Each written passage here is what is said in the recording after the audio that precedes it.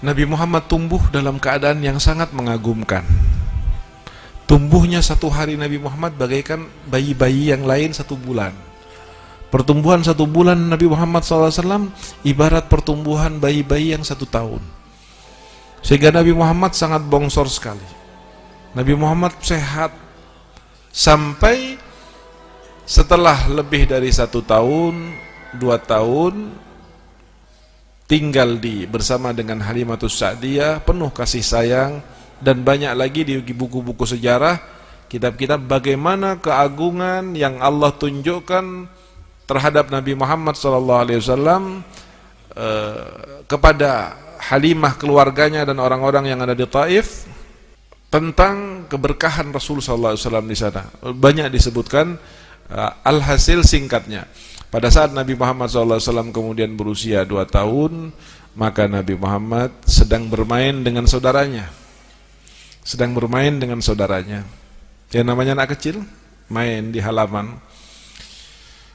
Halimah mengerjakan tugasnya yang lain. Tiba-tiba saudara susu Nabi SAW ini, anak kandung Halimah, lari, manggil-manggil ibu. Begitu masuk ke rumahnya, dia bilang, ibu, itu orang Akhil Arab katanya. Itu saudara saya itu yang namanya Muhammad itu loh. Kenapa kata dia? Itu loh dia itu. Dengan tergesa-gesa Halimah berlari ke tempat Nabi Muhammad SAW. Tiba-tiba mendapati Nabi Muhammad dalam keadaan terduduk dan wajahnya pucat.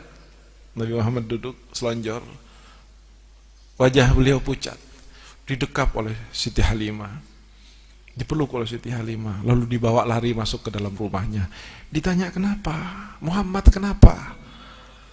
Dia bilang, tadi Umi, tadi saya lihat ada 2 orang berpakaian putih-putih, orangnya ganteng sekali, orangnya bagus sekali.